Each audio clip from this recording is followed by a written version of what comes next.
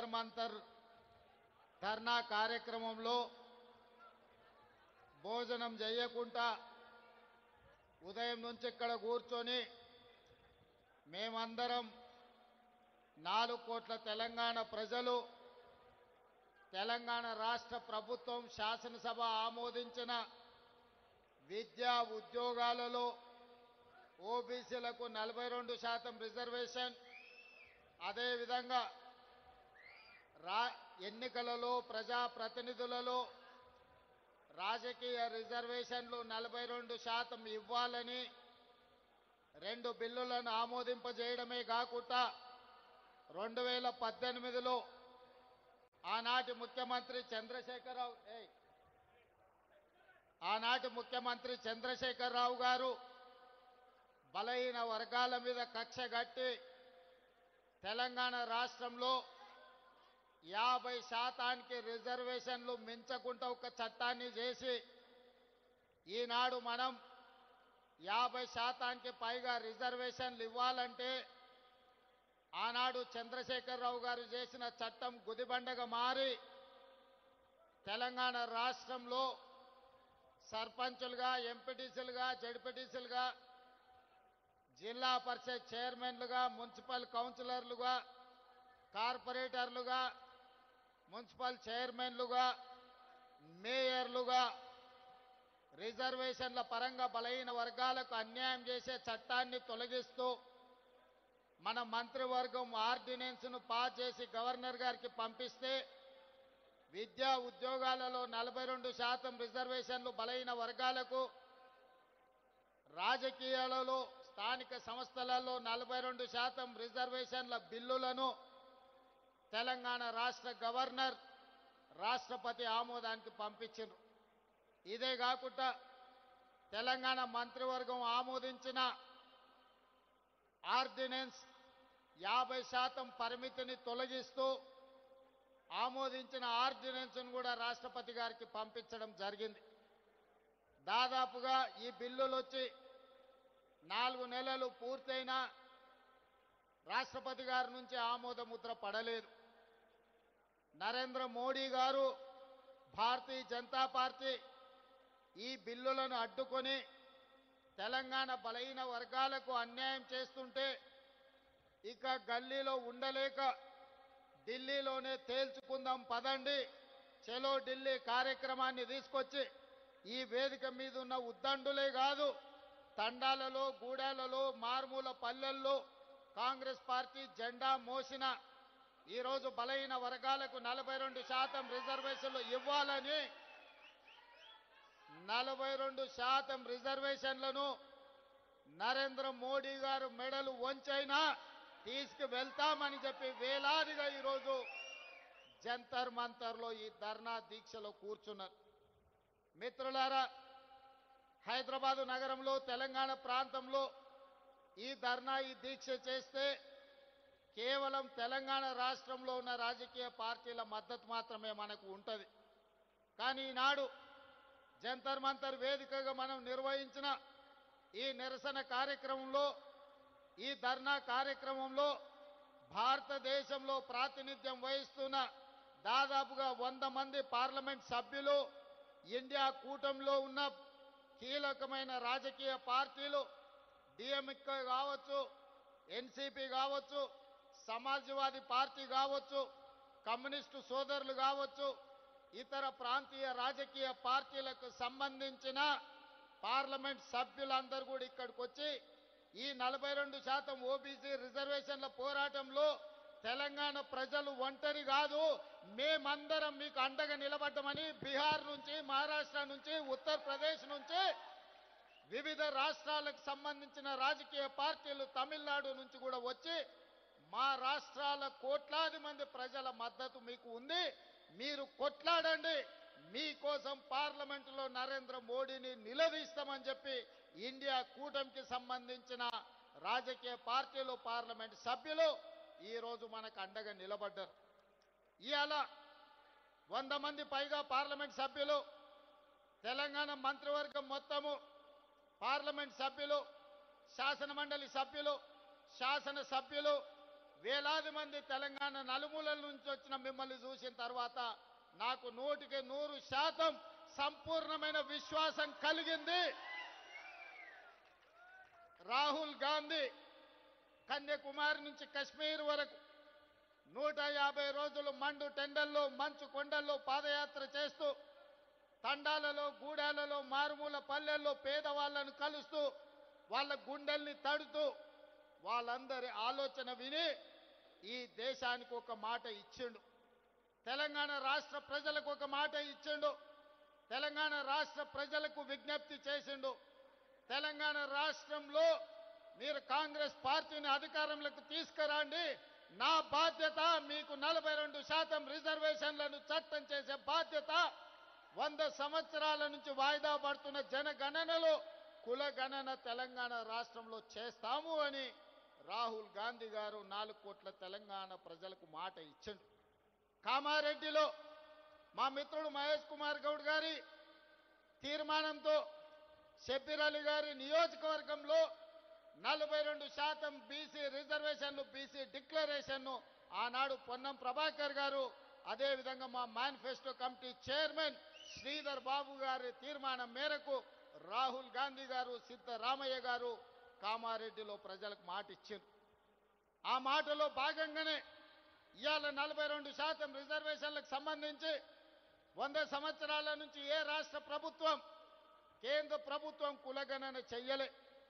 నాకు తెలిసి ఉమ్మడి రాష్ట్రంలో 16 మంది, తెలంగాణ రాష్ట్రంలో చంద్రశేఖరరావు గారు, మొత్తం 17 మంది ముఖ్యమంత్రులు 70 సంవత్సరాలలో ఈ దేశం మొత్తం లెక్కేస్తే ఒక 300 మంది ముఖ్యమంత్రులైన ఈ దేశంలో వివిధ రాష్ట్రాలకు 300కు పైగా ముఖ్యమంత్రులు ఎవరు చెయ్యని సాహసం, ఎవరు చెయ్యని కులగణన తెలంగాణ రాష్ట్రంలో నా మంత్రివర్గ సహచరులు,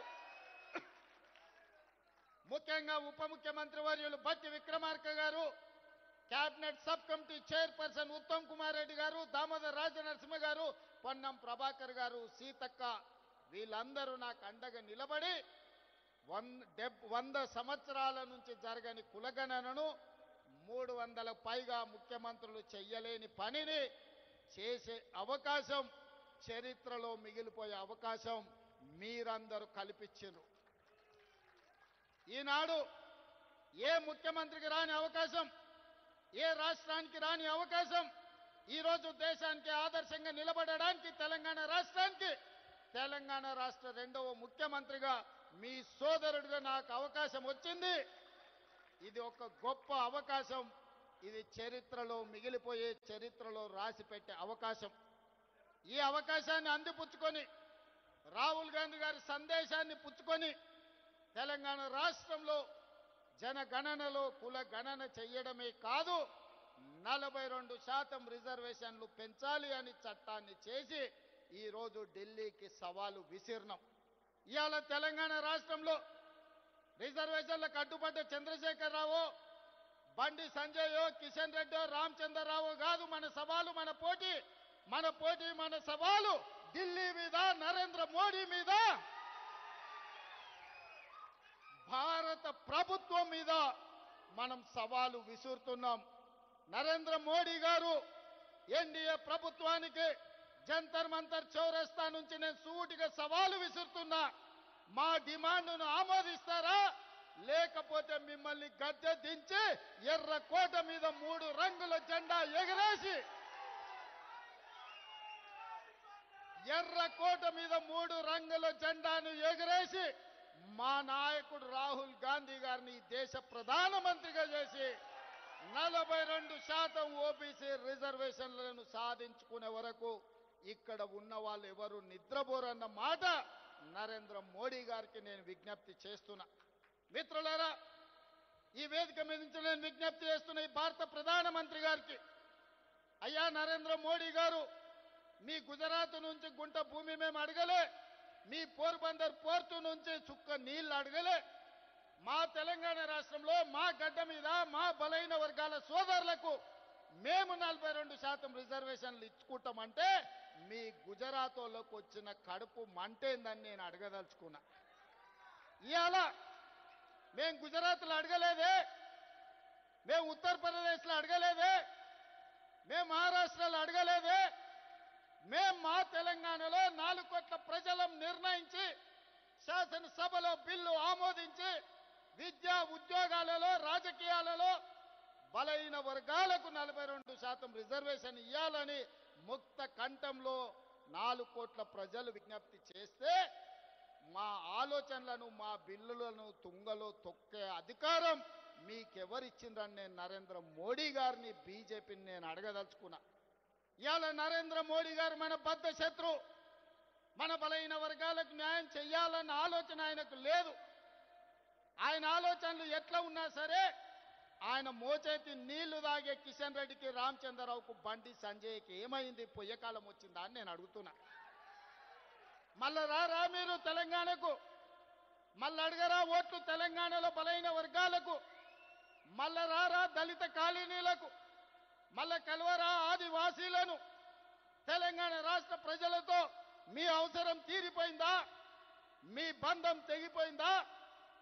పేరు బంధం తెగిపోయిన తెలంగాణ రాష్ట్ర సమితి మీ పేగు బంధం కూడా తెలంగాణతో తెగిపోయిందా? మీరెందుకు మోడీతో అంటగాగుతున్నారు?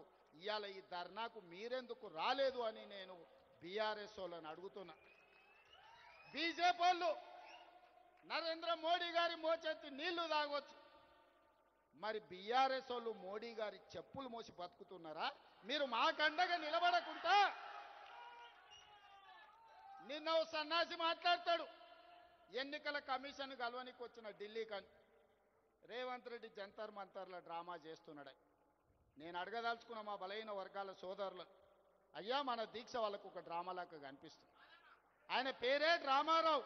డ్రామా నీ ఇంట్లో ఉంది, నీ ఒంట్లో ఉంది, నీ రక్తంలో ఉంది, నీ పేరులో ఉంది. మీ మొత్తం కుటుంబమే డ్రామాలేసి బతికే కుటుంబం మీది. మాకు డ్రామాలు అవసరం లేదు, చిత్తశుద్ధి ఉంది. అందుకే ఫిబ్రవరి 4, 2024 నాడు మొదలుపెట్టి ఫిబ్రవరి 4, 2025 నాడు సరిగ్గా 365 రోజుల్లో బలైన వర్గాలకు సంబంధించిన ప్రతిపాదన నుంచి బిల్లు ఆమోదం వరకు సంవత్సరం తిరిగే లోపల చేసి 100 సంవత్సరాల సమస్యకు 1 సంవత్సరంలోనే పరిష్కారం చూపించిన మంత్రులందరి వేదిక మీద ఉంది. నువ్వా దిక్కుమాలినోడా మా చిత్తశుద్ధిని ప్రశ్నించేది? నీ దిక్కుమాలిన మాటలు, నీ దివాలకోరు విధానం, బండకేసి కొట్టినా 100 మీటర్ల గోతి తీసి పాతి పెట్టిన మీ బుద్ధి మారలేదు, మీ ఆలోచన మారలేదు. అందుకే ఇవాళ మీ ఇంట్లోనే చక్కగా లేరు. ఒకరు బీసీకి అనుకూలం అంటే ఇంకొకరు వ్యతిరేకం అంటారు, మూడోగా ఆయన మధ్యస్థం అంటారు. నేను అటు కాదు, నేను ఇటు కాదు అంటాడు. ఈయన ఈ అటు ఇటు కానోడు కూడా నా గురించి మాట్లాడతాడు. అందుకే మిత్రులారా, ఇవాళ మన చిత్తశుద్ధిని ఎవడు ప్రశ్నించలేడు. ఇవాళ తెలంగాణ మోడలే దేశానికి రోల్ మోడల్ అయ్యింది. ఇవాళ ఈ తెలంగాణ మోడల్, ఈ కులగణన, ఈ జనగణన, ఈ 42% రిజర్వేషన్ దేశ రాజకీయాలలో సునామీని సృష్టించబోతుంది. ఆ సునామీలో ఎన్డీఏ బంగాళాఖాతంలో కలవబోతుంది. నరేంద్ర మోడీ గారు కుర్చీ దిగబోతున్నారు. ఆనాడు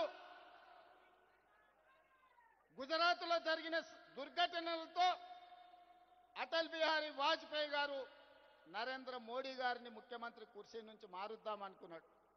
అది సాధ్యపడలేదు. నిన్నగాక మొన్న ఆర్ఎస్ఎస్ పెద్ద మోహన్ భగవత్ గారు ఇంకొక మాట అన్నారు, 75 సంవత్సరాలు పూర్తయిన ప్రతి ఒక్కరూ పదవుల నుంచి దిగాలి. మేము లాల్ కృష్ణ అద్వానీని, మురళీ మనోహర్ జోషి గారిని 75 సంవత్సరాల నిబంధన పెట్టి వాళ్ళని ప్రధానమంత్రులను చేయలేదు. కాబట్టి నరేంద్ర మోడీ గారు కూడా రేపు సెప్టెంబర్ 17కు 75 ఏళ్ళు పూర్తి అవుతున్నాయి, వారు ప్రధానమంత్రి పదవి నుంచి దిగాలి అని వారు చెప్పారు. కానీ నరేంద్ర మోడీ గారి పరమ భక్తుడు నిశికాంత్ దూబే గారు ఒక మాట చెప్పారు, నరేంద్ర మోడీ గారు కుర్చీ దిగరు, 2029లో కూడా ఆయననే ఎన్నికల్లో ప్రధానమంత్రి అభ్యర్థిగా ఉంటాడని. నేను ఒక మాట చెప్పదలుచుకునే వేదిక మీద, నరేంద్ర మోడీ గారు మీరు దిగొద్దు కుర్చీ, 2029 వరకు మీరే ఉండాలి. 2029 ఎన్నికల్లో అటల్ బిహారీ వాజ్పేయి ఆర్ఎస్ఎస్ చేయలేని పని, నరేంద్ర మోడీని గద్దెదించే పని మా సోదరుడు, మా నాయకుడు రాహుల్ గాంధీ గారు, మా నాయకుడు రాహుల్ గాంధీ గారి నేతృత్వంలో మా ప్రతి కాంగ్రెస్ పార్టీ కార్యకర్త దేశం నలుమూలల నుంచి కార్యోన్ముఖులై ఎన్నికల యుద్ధ రంగంలో నరేంద్ర మోడీని ఓడిస్తాం, ఢిల్లీ గద్దె నుంచి నరేంద్ర మోడీని దించుతాం. ఇదే మా శపథం అని చెప్పి జంతర్ మంతర్ సాక్షిగా నేను చెప్పదలుచుకున్నా. నిశికాంత్ దుబే ఇంకొక మాట అన్నాడు, నరేంద్ర మోడీ గారు లేకపోతే బీజేపీకి 150 సీట్లు కూడా రావు అని. నిశికాంత్ దూబే గారికి వేదిక మీద నుంచి విజ్ఞప్తి చేస్తున్నా. దూబే గారు మీరు డైరీలో రాసుకోండి, నరేంద్ర మోడీ గారి పేరు మీదనే ఎన్నికలకు రాండి, 150 కంటే ఒక్క సీటు కూడా ఎక్కువ రానియం. నరేంద్ర మోడీ కాదు, మొత్తం ఆయన అభిమానులందరూ లేకపోతే భారతీయ జనతా పార్టీ నాయకులందరూ ఉమ్మడికి వచ్చిన 150 సీట్ల కంటే ఒక్క సీటు కూడా ఎక్కువ రానియం. రాహుల్ గాంధీ గారిని గెలిపించి ఈ దేశానికి ప్రధానమంత్రిని చేస్తాం.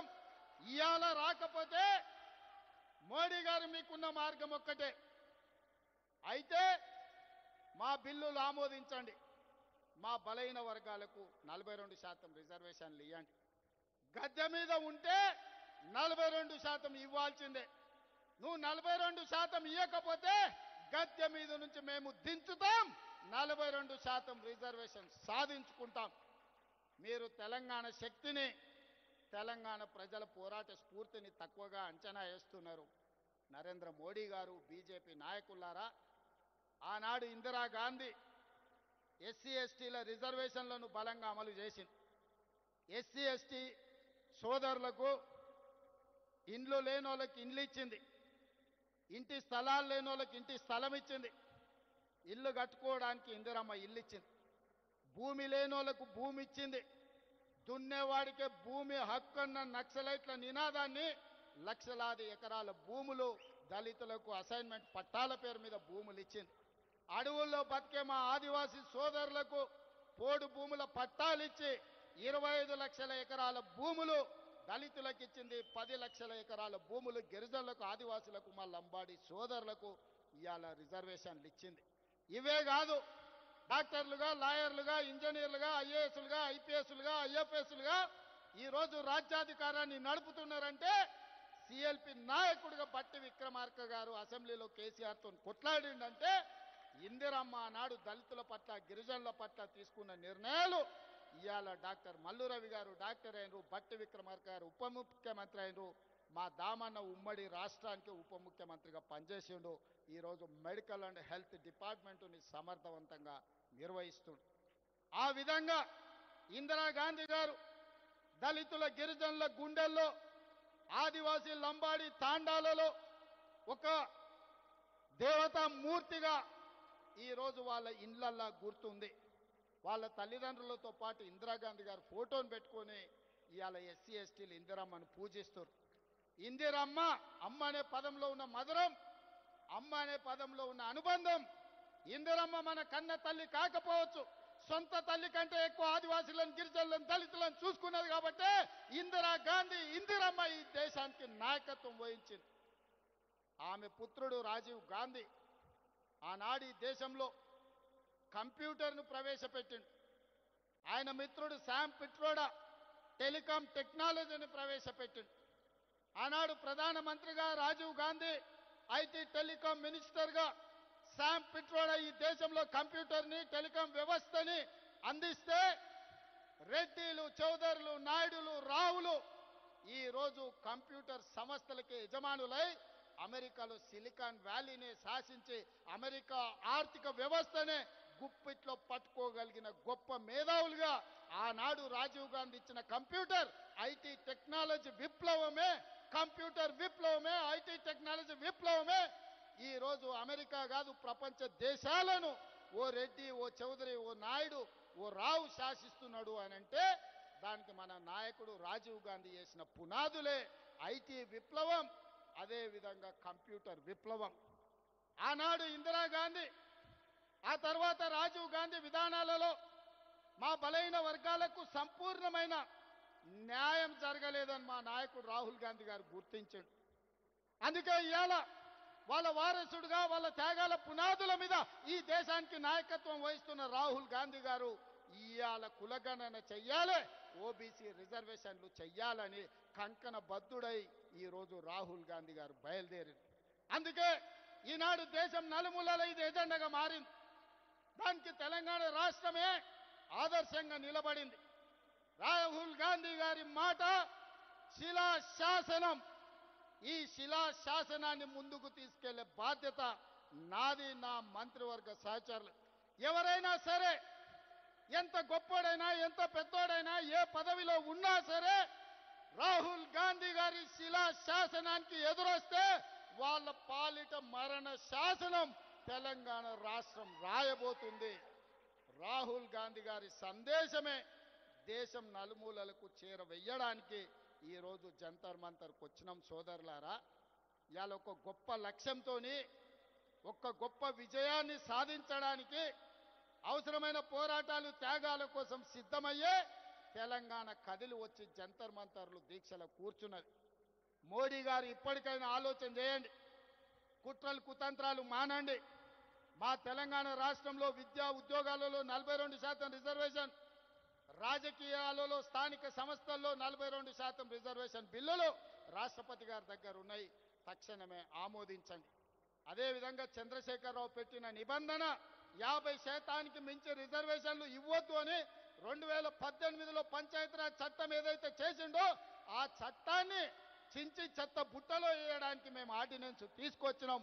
దానికి కూడా మీరు ఆమోదించండి. లేకపోతే ఇంకా ఢిల్లీ వచ్చేది లేదు. మా గల్లీకి వస్తావు కదా, అక్కడనే పట్టుకుంటాం. పెద్దోళ్ళు చెప్పారు, మియా కా దౌड़ मस्जिद तक, कहीं पर भी मिले ना मिले मियाँ तो मिलेगा मस्जिद में, तब पकड़ लेंगे मियाँ को. जिस दिन तेलंगाना पे आप हाजिर होगा ना, मोदी जी याद रखो, 4 करोड़ तेलंगाना जनता तैयार है. लाल किले कोटे में तिरंगा झंडा लहराएंगे, आपको कुर्सी से उतारेंगे. वही कुर्सी में हमारे नेता, हमारे भाई राहुल गांधी को प्रधानमंत्री बना देके उस कुर्सी में बिठा देंगे. तब हमारा कामयाबी आप देखना पड़ेगा. आज भाई बहनों, तेलंगाना वासियों, हम लोग महेश गौड़ जी के नेतृत्व में, मीनाक्षी नटराजन के सुझाव में आज जंतर मंतर में हाजिर हो गए.